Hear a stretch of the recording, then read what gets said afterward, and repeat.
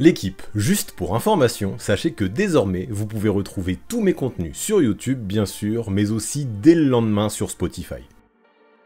Salut la team, comment ça va aujourd'hui? Que vous soyez au bord de l'eau, en train de suer au taf ou encore bien posé sur le canapé, j'espère que vous kiffez votre été, parce qu'aujourd'hui on passe à la vitesse supérieure. Et ouais, on attaque les places 40 à 26 de mon top 100 NBA All-Time 2025. Et là attention, on n'est plus dans la discussion, on est dans le dur, on entre dans le territoire des grands noms gravés dans le marbre, des mecs qui ont marqué l'histoire à tous les étages. Certains ont dominé des finales, d'autres ont changé le jeu et certains ont porté leur équipe pendant plus d'une décennie. C'est aussi ici que ça commence à faire très mal quand il faut classer. Parce que chaque joueur pourrait être bien plus haut dans certains tops, mais comme je vous l'ai dit depuis le début, ici c'est pas de la hype, c'est de la rigueur, du concret, du palmarès, de l'impact, des playoffs, des faits. Depuis le début, je vous le répète, ce classement c'est pas juste une mise à jour de celui que j'ai fait il y a 5 ans, c'est une refonte totale. J'ai tout réétudié, tout recontextualisé, chaque place est pesée, assumée, même quand ça pique un peu. Et croyez-moi, dans cette zone 40-26, ça pique très souvent. Alors comme d'habitude, mettez-vous bien confortablement, servez-vous un café frappé, un Perrier Rondelle, tout ce que vous voulez, ça part pour l'épisode 5 de mon top 100 NBA All-Time version 2025 avec les places 40 à 26.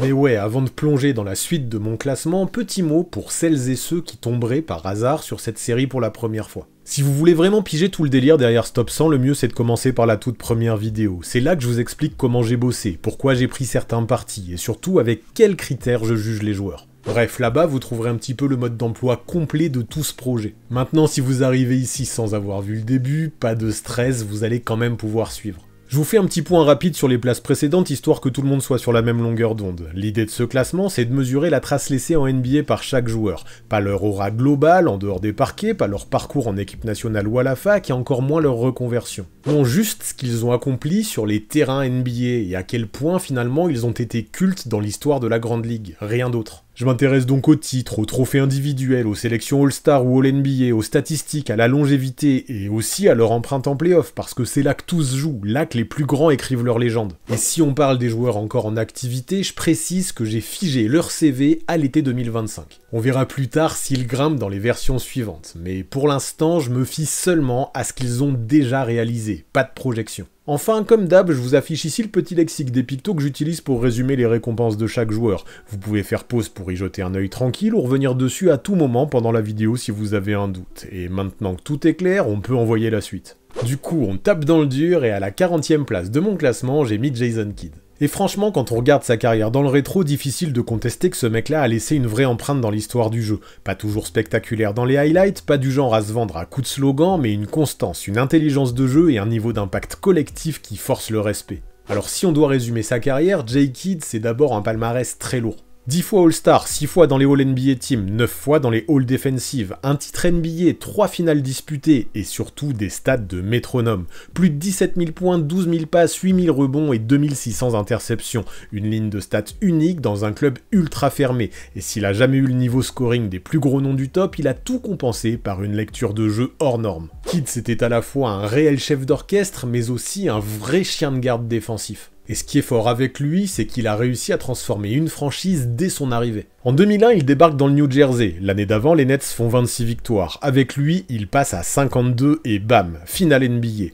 L'année suivante, rebelote. Le roster n'a rien d'une armada, mais Kidd, en mode maestro, fait tourner ça comme une vraie équipe de finalistes. C'est simple, les Nets sans lui, c'est une galère. Les Nets avec lui, c'est une menace à l'Est. Et dans une conférence où il y a encore Allen Iverson, Paul Pierce, Vince Carter, Reggie Miller. C'est pas rien. Et le truc qui rend sa trajectoire encore plus folle, c'est sa seconde vie à Dallas. À 38 piges, il n'est plus le même joueur, c'est sûr, il court moins, il shoot plus, mais il est toujours là, au bon moment, toujours juste. Et quand les Mavs de Dirk vont chercher le titre en 2011, c'est pas juste la consécration de Nowitzki, c'est aussi celle de Kidd, ce vétéran qui n'a jamais lâché, qui a toujours bossé pour son équipe et qui finit enfin champion après avoir frôlé le Graal tant de fois. Et petite parenthèse là, je sais pas si vous entendez la pluie sur le Velux, mais on se croirait pas en été, il y a un de ces orages. Désolé donc pour le bruit de fond, j'espère que ça va pas trop vous déranger pour la suite de cette vidéo. Mais bref, est-ce que Jason Kidd aurait pu être plus plus haut dans ce classement, franchement c'est difficile. Sa longévité est dingue, son CV est en béton, mais il n'a jamais été MVP, il n'a jamais été le visage de la ligue, il n'a pas dominé au scoring, et même s'il a empilé les passes, c'est pas non plus un joueur qui a changé les règles, comme un Curry ou un LeBron.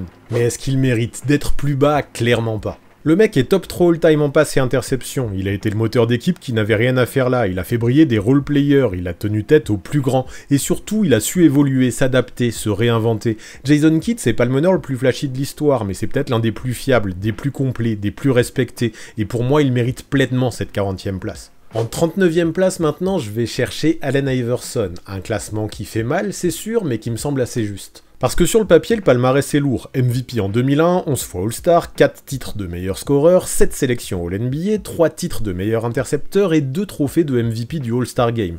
Et pourtant, malgré ça, malgré l'empreinte qu'il a laissée sur une génération entière, il y a comme un plafond de verre. Ce plafond, c'est le fait qu'il n'a jamais remporté de titre NBA, tout simplement. Qu'à part son épopée folle de 2001, il n'a jamais vraiment pesé collectivement dans la cour des grands. Que son prime, aussi exceptionnel soit-il, a été court, très intense, mais aussi très déséquilibré. Parce que oui, Iverson, c'est un joueur qui divisait, qui pouvait être adoré autant qu'il était détesté, et parfois au cours d'un seul et même match. Drafté en 1996 dans une cuvée mythique, il débarque à Philly en mode tornade. Dès ses premiers matchs, on sent qu'on tient une légende. Son cross sur Jordan, ses 5 matchs consécutifs à plus de 40 points en tant que rookie, ses perfs folles au scoring, très vite, il devient The Answer, l'icône, le petit gars d'1m83 qui affronte les géants sans jamais reculer. Et surtout, super rapidement, il devient un phénomène culturel. Tresse, durag, tatouage, flow hip-hop, une dégaine de rue dans une NBA qui rêvait de costard-cravate. Il incarne une rupture, un changement d'air. Ce que Jordan était pour les années 90, Iverson le devient pour les années 2000.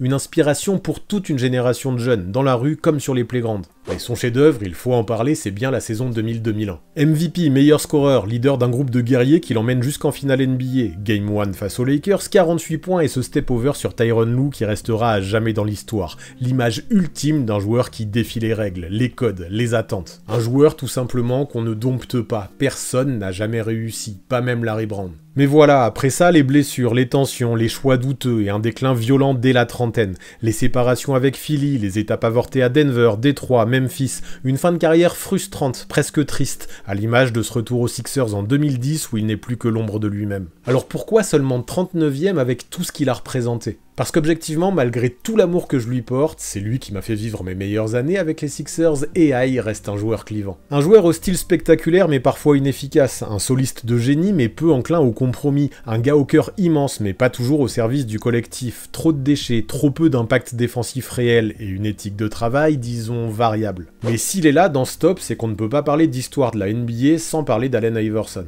Parce qu'il a marqué son temps et changé le jeu, parce qu'il a prouvé que même sans bague on peut être une légende, et pour moi ça suffit à justifier sa place ici. Pas plus haut, pas plus bas, juste à la hauteur de son mythe, mais aussi de son impact réel. À la 38e place de mon classement, j'ai mis Walt Frazier, et en vrai il y a une certaine forme d'élégance à le retrouver ici. Parce que Clyde, comme il était surnommé, c'est pas seulement un joueur de basket, c'est une époque, un style, une aura, le genre de mec qui dégageait autant de classe en veste à carreaux qu'en défense sur Jerry West. Et le pire, c'est que dans les deux situations, il était super bon. Walt Frazier, c'est 2 titres NBA, 7 sélections All-NBA, 7 All-Star Games, 7 All-Defensive Team. Il est à la fois le cerveau, le cœur et les mains de la seule vraie dynastie de l'histoire des Knicks. Oui, dynastie est peut-être un peu fort, mais dans une franchise qui depuis 50 ans est plus connue pour ses désillusions que ses triomphes, Frazier a donné à New York l'illusion d'une grandeur durable. Et faire ça à Big Apple, franchement, sous tous les projecteurs du monde, c'est pas rien. Walt arrive dans la ligue à la fin des années 60 et très vite on comprend qu'on tient un meneur d'un autre genre, un défenseur féroce, anticipateur, rapide, toujours bien placé, et en attaque un mec qui contrôle le tempo, qui fait jouer les autres, mais qui peut aussi mettre 25 points sans sourciller.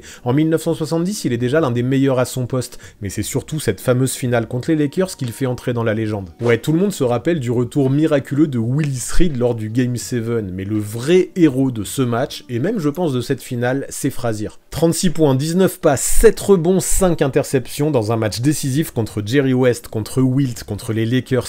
Il fait ce qu'aucun autre meneur n'avait jamais fait à ce niveau, une performance all-time, écrasante de maîtrise. On parle souvent de Game 7 performance, celle-ci est dans le top 3 all-time, facile. Et 3 ans plus tard, en 1973, rebelote, deuxième titre. Encore contre les Lakers, encore une leçon de contrôle et de défense. Clyde est le patron silencieux, le gars qui n'a pas besoin de forcer son talent, il était simplement au-dessus. Alors pourquoi seulement cette 38e place? Parce que la concurrence est féroce. Parce que d'autres ont duré plus longtemps, dominé plus fort, influencé plus large. Parce que Frazier, malgré tout son talent, n'a jamais été MVP, n'a jamais empilé les saisons à 27 ou 28 points de moyenne comme d'autres extérieurs de légende. Il finit sa carrière avec moins de 16 000 points, un peu plus de 5 000 passes, il lui manque un petit quelque chose, un déclic de plus, une fin de carrière plus solide peut-être. Mais ça reste un monstre, un joueur modèle, une gueule, une vibe. Un mix parfait entre la rigueur du coach Red Holzman et la coolness des 70s, et surtout il a incarné une culture, la culture Knicks, celle du jeu collectif, de la défense, de l'intelligence de jeu, celle qui a cruellement manqué pendant pas mal d'années avant qu'elle ne revienne un peu ces derniers temps.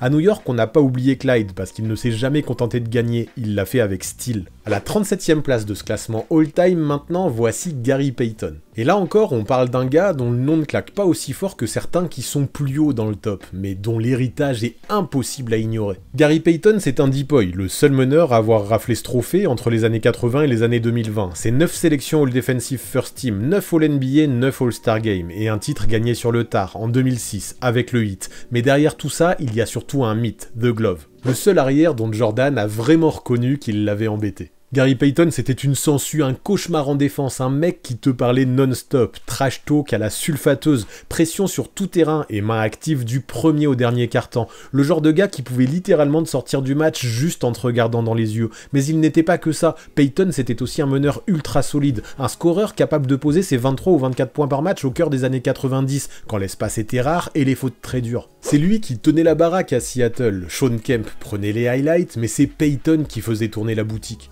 Il était le meilleur marqueur de l'histoire des Sonics, le patron incontesté de cette équipe qui a atteint les finales en 1996. Et s'il a échoué face à Jordan cette année-là, on sait tous qu'il a été l'un des seuls à le frustrer vraiment. D'ailleurs, on se souvient que George Karl a mis trop de temps à le lâcher en mission directe sur MJ. Quand ça a été fait, le ton de la série a changé. Mais sa carrière, ce n'est pas que ça, c'est aussi celle d'un vétéran qui a su durer à travers les années. 17 saisons, une longévité exemplaire, à peine 25 matchs manqués, une fin de carrière bien remplie entre Milwaukee, les Lakers, Boston et enfin Miami. À 37 piges, il claque un tir ultra clutch en finale 2006 pour aider le Heat à revenir dans la série. Un shoot de daron, de mec qui a tout vu, tout vécu. Alors pourquoi seulement 37ème? Parce qu'il n'a jamais dominé autant offensivement que d'autres au-dessus dans le classement. Pas de MVP, pas de saison à 27-28 points parce qu'il y a eu des limites en play-off, des fois où le talent pur ne suffisait pas. Mais descendre Payton plus bas, c'est méconnaître son impact. Il n'était pas flashy, mais il était là, tous les soirs, fort, méchant, intelligent, durable. Et ça vaut de l'or dans un classement all-time et dans une ligue comme la NBA. Gary Payton, c'est le genre de mec qu'on ne mettra jamais dans une pub Nike en train de faire des blagues, mais qu'aucun arrière n'avait envie de croiser. Et ça mérite largement un spot dans le top 40 all-time à mes yeux. À la 36e place de mon classement, je suis maintenant allé chercher Willis Reed. Et rien que son nom, je pense, suffit à réveiller les frissons chez tous les fans des Knicks, les vrais, ceux qui savent. Son palmarès déjà c'est du solide, 2 titres NBA, 2 trophées de MVP des finales, un trophée de MVP de saison régulière, un All-Star Game MVP, un trophée de Rookie de l'année, 5 sélections All-NBA, une All-Defensive et 7 participations au All-Star Game. Pas mal pour un gars qu'on oublie souvent quand on fait défiler les grands pivots de l'histoire. Parce que ouais, Willis Reed surtout et avant tout, c'est l'âme de ces Knicks champions NBA. Il débarque à New York en 1964 et met tout de suite la ville dans sa poche. Rookie de l'année avec près de 20 points et 15 rebonds de moyenne. Mais son histoire, c'est pas juste des chiffres, c'est du courage, de l'orgueil, du leadership. Le genre de mec qui n'explose pas les highlights mais qui élève tout un vestiaire. Il devient capitaine dès sa 3e saison et c'est là que tout bascule. Autour de lui, les Knicks bâtissent une équipe légendaire. Frazier, DeBusschere, Bradley, Jackson et Reed, lui, fait tout tourner. Il colle 53 points aux Lakers un soir de novembre 1967. Se coltine les pivots les plus massifs de l'époque malgré son petit 2m06 et répond toujours présent dans les moments qui comptent. Mais s'il ne fallait garder qu'une image, ce serait évidemment celle de son comeback lors du Game 7 des finales 1970. Blessé à la cuisse, annoncé forfait, il surgit du tunnel du Madison Square Garden, boite vers le centre du terrain et plante les 2 premiers paniers du match sur une jambe. La salle explose, les Lakers sont tétanisés et les Knicks s'envolent vers leur premier titre. Ce soir-là, Reed ne joue que 27 minutes, ne marque que 4 points, mais il devient une légende. Le cœur, l'âme, le moteur de cette équipe, c'était lui, le MVP des finales. Et 3 ans plus tard, comme Frazier, bis repetita. À 31 ans, le corps déjà fatigué, il remet ça contre les Lakers. Une nouvelle bague, un 2e trophée de Finals MVP, et la confirmation qu'aucun autre Knick n'a jamais pesé autant en termes de grandeur pure. Alors oui, sa carrière est courte, seulement 10 saisons, dont les 2 dernières quasiment blanches. Mais en une décennie, il a empilé les références, dominé les meilleurs, inspiré une franchise entière. À l'époque où Frazier faisait danser les défenseurs, Reed posait les fondations, en attaque comme en défense. C'était lui le point d'ancrage. Alors pourquoi la 36e place? Parce qu'il a tout coché, à part la longévité. Si ses genoux avaient tenu, on parlerait peut-être d'un top 25, mais en l'état, il reste devant Frazier dans mon classement, parce que son palmarès individuel est plus riche et que sans lui, les Knicks de 1970 ne sont jamais champions. C'est aussi simple que ça. Willis Reed, c'est pas juste un joueur, c'est un moment d'histoire à lui tout seul.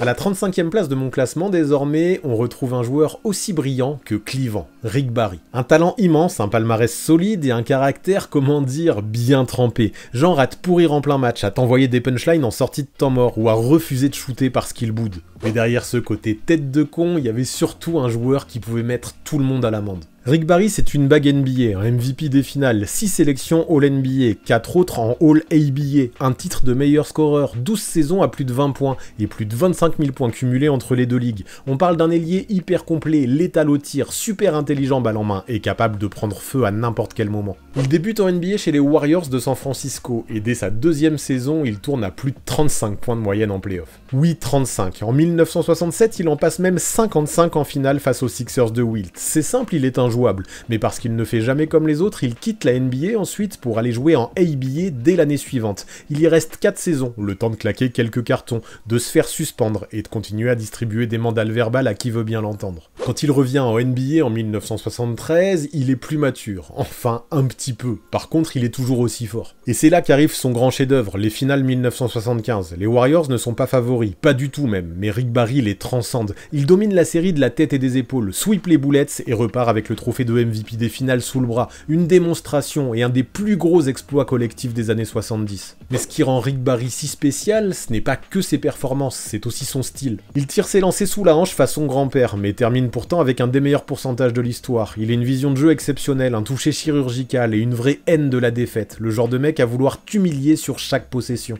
Alors pourquoi seulement la 35e place avec autant de talent dans les mains? Parce que malgré tous ses accomplissements, il lui manque un peu de longévité au très haut niveau, et surtout, il n'a jamais vraiment su rassembler autour de lui. Coéquipier, coach, dirigeant, tout le monde reconnaît son génie, mais peu ont gardé de bons souvenirs de son passage, et ça, forcément, ça pèse un tel caractère. Mais attention, sur un terrain, Rick Barry faisait partie des plus durs à jouer. Et dans une all-time list, il a largement sa place, parce que des mecs capables de planter près de 30 points par match en finale, de faire gagner une équipe contre toute attente et de marquer l'histoire des deux ligues, il n'y en a pas 50. Rick Barry, c'est le génie sauvage du basket des 70s, et à sa manière, il a laissé une trace indélébile. À la 34e place de mon classement, maintenant, on retrouve Patrick Ewing, l'icône absolue des Knicks des 90s. Le leader d'une franchise, le visage d'une ville, et l'un des pivots les plus respectés et redoutés de son époque. Son palmarès est dense, 11 fois All-Star, 7 fois All-NBA, 3 fois All-Defensive, Rookie de l'année, plus de 24 000 points, 11 000 rebonds et des dizaines de séries de playoffs disputées en tant que patron. Il a été le joueur clé d'une équipe new-yorkaise qui a vécu dans l'ombre des plus grands, sans jamais plier. Et ça, on l'oublie peut-être un petit peu aujourd'hui, mais c'est déjà une performance dans l'histoire des Knicks. Drafté en 1985 en première position au terme de la fameuse draft truquée, ou supposée truquée, et de la toute première loterie NBA, Ewing débarque à Manhattan comme un sauveur. Et pendant 15 ans, il va porter les Knicks à bout de bras. Défenseur intraitable, contreur de métier, attaquant solide, il devient vite l'un des pivots les plus réguliers de la ligue. Pas le plus flashy, pas le plus charismatique non plus, mais un vrai métronome. Et ce n'est pas une image, en 1994, il emmène ses Knicks jusqu'en finale NBA, une série physique étouffante face aux Rockets d'Hakeem Olajuwon. 7 matchs au couteau et une fin cruelle pour New York. À un tir raté de John Starks près, Ewing passe à côté de la consécration, mais il sort une série XXL, avec des contres, des rebonds et une intensité défensive de malade. L'année d'après, rebelote, une campagne énorme, mais cette fois-ci, il se fait faucher en demi-finale de conférence par les Pacers de Reggie Miller. En 7 matchs encore, avec un Miller sur une autre planète, les Knicks sont passés à ça, comme d'habitude. Et c'est un peu l'histoire de sa carrière à Pat, toujours là, toujours compétitif, mais jamais récompensé au sommet. Il est tombé sur la fin des Bad Boys, le prime de Jordan, le pic d'Hakim, les débuts du Shaq, pas simple. Et pourtant, les Knicks n'ont jamais été aussi réguliers que sous sa direction. Alors pourquoi la 34e place? Parce que Ewing a été une référence au poste de pivot pendant plus d'une décennie.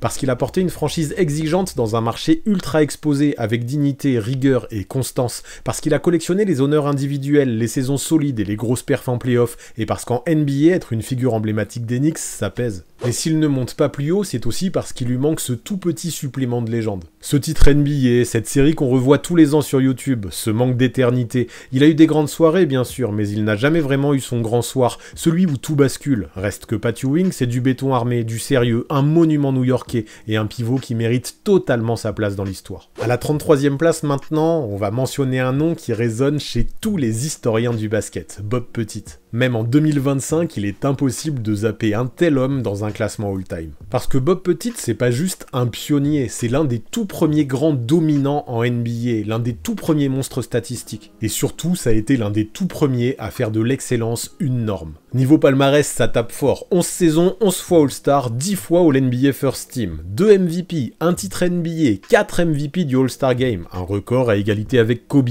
plus de 20 000 points et 12 000 rebonds. Et attention, on parle d'un mec qui a pris sa retraite à 32 ans. Il a passé 10 saisons complètes à tourner à plus de 20 points et 12 rebonds de moyenne. 0 saison en dessous, 0 passage à vide. Petit arrive dans la Grande Ligue en 1954 dans un monde où le jeu est encore lent, très rugueux, sans ligne à 3 points et avec peu de stars vraiment identifiables. Il est drafté par les Hawks, à l'époque encore basé à Milwaukee, et dès sa saison rookie, il impose son style. Il est élu rookie de l'année, puis très vite MVP. Un ailier fort de 2,06 m, ultra mobile pour l'époque, capable de scorer face au cercle, mais aussi de tirer en finesse avec une forme de shoot très particulière, genre gros arc de cercle old school. Mais surtout, ce que les anciens racontent, c'est qu'il se défonçait complètement à chaque match. Une intensité, un engagement physique, une soif de rebond et de points presque violente. Petit jouait dur, parlait peu et dominait beaucoup. Il ne s'est jamais contenté d'être bon, il voulait tout détruire, et souvent il y est arrivé. En 1958, il est le visage d'un titre NBA que personne n'avait vu venir. Les Hawks de Saint-Louis font tomber les Celtics de Bill Russell en finale avec un Game 6 à 50 points signé Petit. 50 points dans un match pour le titre, contre la défense de l'époque, c'est resté dans les bouquins. Alors évidemment, aujourd'hui, en 2025, personne ne diffuse ses highlights sur TikTok. Ouais, son jeu paraît daté, mécanique, presque rigide à l'œil moderne. Mais ça ne doit pas marquer l'essentiel, il a été l'un des patrons de son époque en termes de régularité, d'intensité, d'impact. Pourquoi il est 33e? Parce qu'on juge la grandeur, pas la hype. Il a 2 MVP, un titre, des saisons ultra consistantes et un rôle de pionnier dans l'évolution du poste 4. Il mérite largement d'être là, bien au-dessus de pas mal de stars plus récentes, mais il ne monte pas plus haut parce que l'opposition était moindre, que l'air était beaucoup moins dense et que son jeu, aussi impressionnant soit-il à l'époque, ne traverse pas les décennies aussi naturellement que celui d'un Russell ou d'un Oscar. Mais attention, dans les années 50 ou 60, si j'ose la comparaison, Petit était un peu ce qu'est Giannis aujourd'hui. Un ailier fort ingérable, sauf que lui, il faisait sur des parquets glissants, sans soins médicaux dignes de ce nom, avec des Converse All-Star aux pieds et des intérieurs prêts à t'arracher la tête. Alors oui, respect éternel pour l'un des premiers grands noms de ce sport. En 32e position, maintenant, j'ai décidé de placer un joueur qui a réussi à devenir une légende sans jamais vraiment rentrer dans les cases habituelles. Charles Barkley. Trop petit pour son poste, trop gros pour son corps, trop grande gueule aussi pour certains. Et pourtant, Sir Charles s'est très rapidement imposé comme un monument du basket américain et même mondial. Un joueur à part, un joueur hors norme, un joueur hors gabarit. À son arrivée en NBA, début des années 80, Barkley mesure à peine 1m96, mais il pèse déjà plus de 110 kg et c'est pas que du muscle. Il ressemble plus à un linebacker qu'à un ailier fort, et pourtant personne n'est plus explosif que lui sur ses premiers appuis, et personne surtout ne prend plus de rebonds que lui. Il va finir sa carrière avec plus de 12 prises de moyenne par match. Au vu de sa taille, c'est un délire. Palmarès, un seul MVP en 93 où il tape Jordan d'un seul vote, mais dans une saison d'une intensité rare. Il emmène les Suns jusqu'au final, et même si Phoenix s'incline contre les Bulls, Barkley sort une campagne XXL. 26 points et 13 rebonds de moyenne en play-off, avec une série dingue contre Seattle au tour précédent. 12 fois All-Star, 11 fois All-NBA. Il est aussi l'un des visages de la Dream Team 92, où il est tout simplement le meilleur scoreur de l'équipe. Ouais, une équipe avec Jordan, Bird, Magic, tout le monde, et même si je ne prends pas ça en compte ici, ça montre l'ampleur du phénomène. Mais Barkley, c'est pas que des chiffres, c'est une présence, une énergie, un mec qu'on voit, qu'on entend, qu'on sent dès qu'il est sur le terrain. Il pouvait driver comme un ailier, jouer au poste comme un pivot, balancer des coast-to-coast improbables et shooter à mi-distance avec confort. Il a été une énigme physique non résolue pour toute une génération d'intérieurs. Il a aussi été un joueur frustrant, parce qu'il n'a jamais défendu à la hauteur de son niveau, parce qu'il ne s'est jamais conditionné comme un vrai professionnel, parce qu'il n'a pas non plus toujours été simple dans un vestiaire, et aussi, surtout, parce que, comme beaucoup, il est tombé sur la muraille Michael Jordan en plein prime. Mais malgré ça, désolé, impossible de l'ignorer dans les sommets d'un classement all-time. Alors pourquoi 32e? Parce que dans son style, il est unique. Il a réinventé le poste 4, il a cassé des codes, il a tout explosé. Il a fait mieux que tenir tête aux monstres des années 90, mais il ne va pas plus haut parce qu'il lui manque ce petit quelque chose. Le titre bien sûr, mais aussi une régularité défensive,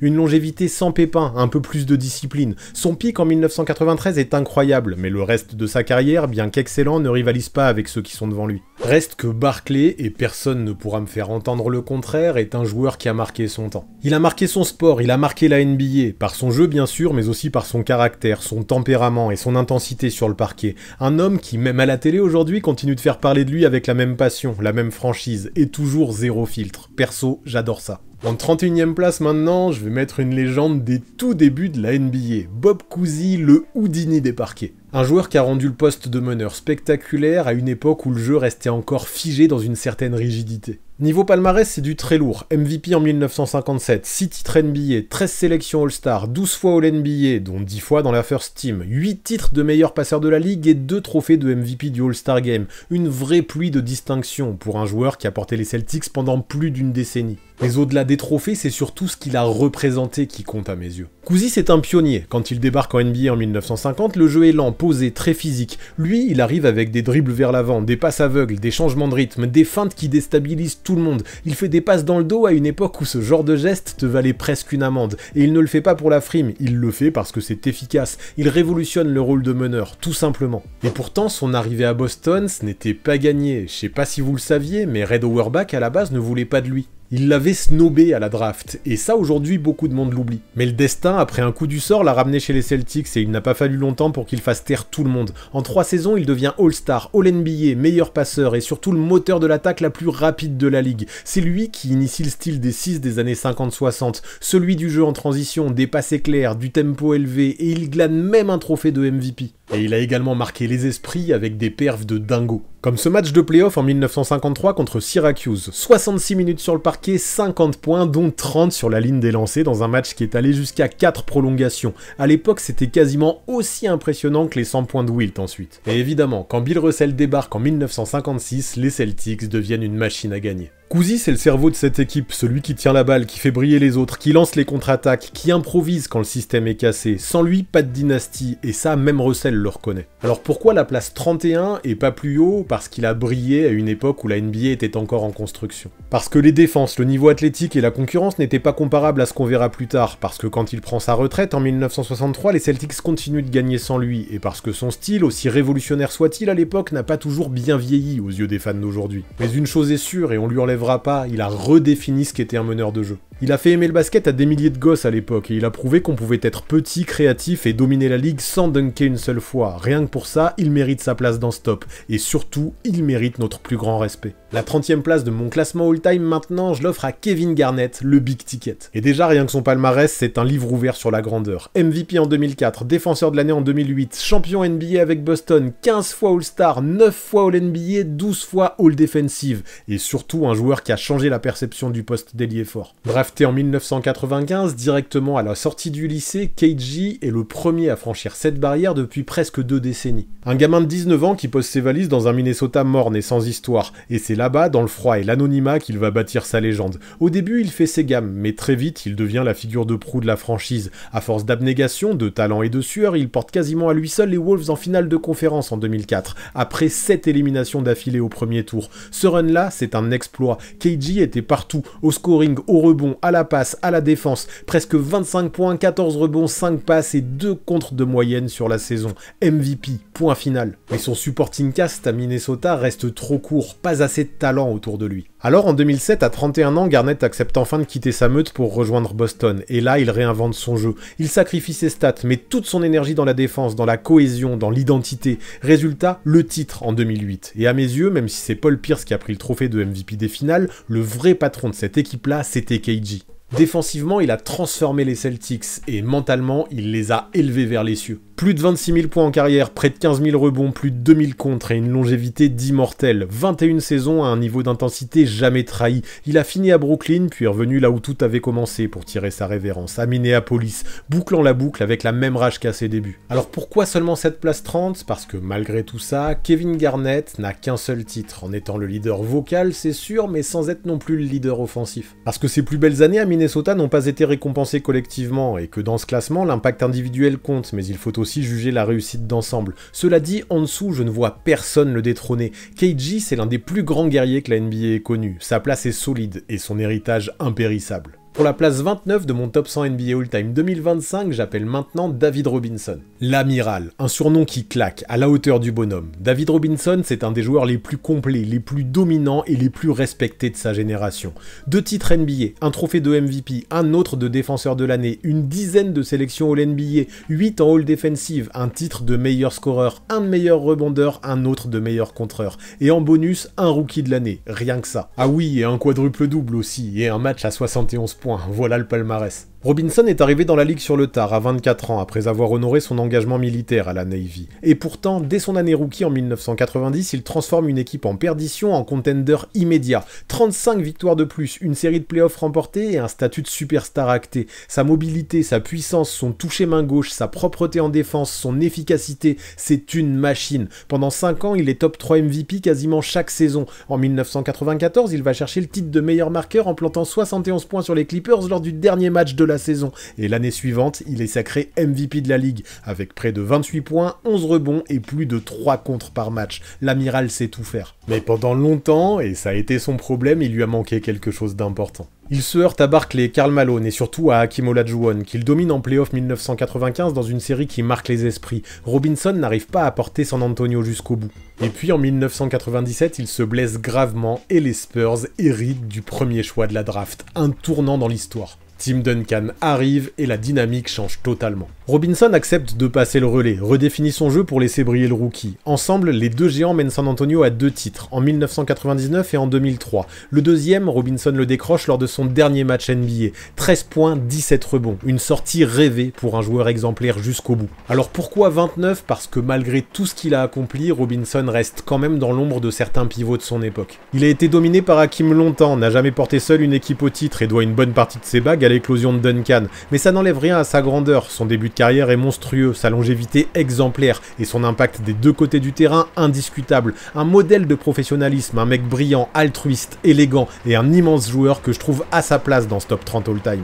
Pour la 28e place de ce ranking, je fais maintenant appel à Elgin Baylor. Si t'as grandi en pensant que le basket aérien c'était une invention des années 80, c'est que t'as jamais pris le temps de regarder ce que faisait Elgin Baylor au début des années 60. Ce mec jouait comme personne à son époque, une gestuelle moderne, des moves en suspension, des flotteurs et des doubles pas qui avaient 10 voire 20 ans d'avance sur tout le monde. C'était un peu le chaînon manquant entre le jeu des années 50 et la révolution à venir. Baylor c'est 11 fois All-Star, 10 fois All-NBA First Team, il a tourné à plus de 27 points de moyenne sur toute sa carrière avec des pointes à plus de 38 par match sur une saison. Et attention, on parle d'une époque où il y avait 0 ligne à 3 points et où la défense avait le droit de t'arracher les bras. Le mec était une machine à scorer, mais aussi un formidable rebondeur, près de 14 prises par match en carrière, pas loin de 20 sur une saison, tout ça en étant un ailier d'1m96. En 1961, il compile 71 points et 25 rebonds en une seule soirée, le genre de match à Touquet qui te donnerait envie de débrancher la console. Et pourtant, malgré tout ça, malgré ses 7 finales NBA jouées, Baylor n'a jamais remporté le moindre titre. C'est un peu la tragédie de sa carrière. Toujours au sommet individuellement, mais jamais au bon moment collectivement. En 1972, quand les Lakers décrochent enfin le Graal, il vient tout juste de prendre sa retraite après 9 petits matchs dans la saison. Cruel. Mais faut pas se tromper, l'impact de Baylor va bien au-delà des bagues. C'est un pionnier. Un mec qui a montré qu'on pouvait jouer au basket en étant créatif, imprévisible, spectaculaire. Jerry West le dit lui-même, sans Baylor, les Lakers ne seraient pas devenus la franchise qu'ils sont aujourd'hui. Il a porté l'équipe à bout de bras pendant une décennie tout en affrontant les Celtics de Russell et compagnie. Et ça n'aide pas pour se remplir les doigts de bague. Alors pourquoi cette 28e place ? Parce qu'il la mérite tout simplement. Son absence de titre fait forcément baisser sa cote dans un classement all-time, mais son talent brut, son impact stylistique et son niveau de domination individuelle sont indéniables. Le mec jouait comme une superstar des 80s, mais dans les années 60. Pas besoin d'en dire plus, c'est un monument. Et la 27e place de mon classement all-time, à votre avis, elle est pour qui? Je casse le suspense direct, je la file à Scottie Pippen. 7 participations au All-Star, 8 sélections All-NBA, 10 en All-Defensive et surtout 6 bagues, toutes glanées aux côtés de Jordan. Voilà le palmarès brut de Scottie Pippen. Mais ce que racontent mal les lignes sur Wikipédia, c'est l'étendue réelle de son influence sur l'histoire de la NBA. Parce que ouais, Scottie, c'est tout d'abord une trajectoire improbable. Drafté par Seattle, immédiatement envoyé à Chicago, il devient petit à petit le bras droit de Jordan. Défenseur capable de tout switcher, organisateur secondaire, machine en transition. Pippen redéfinit ce qu'un ailier polyvalent peut apporter à une équipe. Dans le jeu, c'était une barrière de barbelés, et dans l'ombre de son aîné, il a su rester essentiel, indispensable même, sans jamais faire d'ombre. Mais quand Jordan quitte la NBA pour sa première retraite, on découvre un Pippen en mode patron. 1994, sa meilleure saison individuelle, près de 23 points, plus de 8 rebonds, plus de 5 passes et une 3e place au classement du MVP. Il n'était pas juste le lieutenant de Jordan, il était une superstar à part entière, capable de porter une équipe en haut à l'Est. Le seul X est ce match 3 contre les Knicks, où il refuse d'entrer en jeu après que la dernière possession ait été dessinée pour Tony Kukoc. Un épisode qui ternit un petit peu sa légende, mais qui laisse rappeler que l'homme était aussi un être complexe, orgueilleux, humain. Après le second three-peat, il quitte Chicago pour Houston puis Portland, où il joue un vrai rôle dans l'épopée des Blazers en 2000. Même à plus de 34 ans, il était encore capable de verrouiller des stars au périmètre et d'orienter le jeu en attaque comme un quarterback. Alors pourquoi 27ème? Parce que Pippen, c'est le prototype ultime du joueur complet, polyvalent. Un two-way player de luxe, un glue guy d'élite, un leader silencieux, un compétiteur féroce. Il n'a ni le palmarès individuel de certains intérieurs, ni les chiffres fous des scoreurs modernes, mais dans le moule du gagneur, peu de profils sont aussi solides. Il a coécrit l'une des plus grandes dynasties de l'histoire, et sans lui, ces Bulls des années 90 n'auraient pas été les mêmes. Mon seul frein à le mettre plus haut, c'est qu'il n'a jamais vraiment porté une équipe très loin, en play-off sans Michael Jordan. Mais dans ce qu'il a apporté à la culture NBA, dans le jeu, dans les mentalités, dans l'héritage collectif, Pippen reste une pierre angulaire, une légende silencieuse, mais indiscutable. Et à la place 26 de mon top 100 all-time, la dernière pour aujourd'hui, je suis allé chercher John Stockton. 10 sélections au All-Star Game, 11 équipes All-NBA, 5 fois dans les meilleures défenses, MVP du All-Star Game en 1993 avec son pote Malone, et surtout recordman absolu du nombre de passes et d'interceptions en carrière. Des records qui tiennent encore aujourd'hui et qui ne seront sans doute jamais battus, ou dans longtemps, rien que ça. Mais au-delà des chiffres bruts, Stockton c'est un paradoxe vivant. Une gueule de comptable, un short trop court, une coupe de cheveux des années 50, et pourtant l'un des joueurs les plus durs, les plus malins, les plus teigneux de l'histoire. Un rock, un poison, une référence. Il a joué 19 saisons, tout avec Utah, toujours au service du collectif, et toujours avec le même objectif, faire briller les autres. Et en particulier Karl Malone, avec qui il a formé l'un des duos sur pick and roll les plus redoutés de tous les temps. Mais Stockton, c'est aussi 2 finales NBA, en 1997 et en 1998, 2 échecs face aux Bulls. Mais une constance incroyable, aucune saison sans playoff, plus de 1500 matchs joués, près de 20 000 points, plus de 15 000 passes, plus de 3000 interceptions. Il ne forçait jamais le jeu, il jouait juste, toujours, constamment. Il a aussi eu son moment de gloire ce fameux soir de 1997 quand il plante le tir de la victoire au buzzer contre Houston en finale de conférence. Un shoot qui envoie enfin le Jazz en finale NBA, et pour une fois, il explose de joie, bras en l'air, courant vers Malone et Hornacek, l'image est restée. Alors pourquoi cette 26e place? Parce que même sans bague, même sans paillettes, Stockton est une légende, au moins de la passe. Un modèle de longévité, de régularité, d'intelligence de jeu, le genre de joueur qu'on sous-estime jusqu'à ce qu'on ouvre les yeux sur l'ensemble de sa carrière. Et là, immense respect obligatoire. Il ne mérite pas d'être plus bas, et s'il n'est pas plus haut, c'est uniquement parce que certains au-dessus ont dominé en tant que leader absolu. Mais dans son rôle, Stockton a été parfait et unique. Et vous en pensez quoi justement de Stockton et des places d'aujourd'hui? Il y a des joueurs que vous classeriez bien plus haut ou alors bien plus bas? Débattez-moi de tout ça en commentaire, et surtout restez respectueux, au moins entre vous, c'est important. Ça m'embête de le dire, mais c'est nécessaire. Je sais qu'on arrive à un moment du top où on a tendance à prendre les choses vachement plus à cœur, mais ça sert à rien, ça ne change rien, ça reste totalement subjectif. On est là pour se divertir et parler des légendes, rien d'autre. Alors gardez bien ça en tête, et moi, j'ai hâte de vous lire.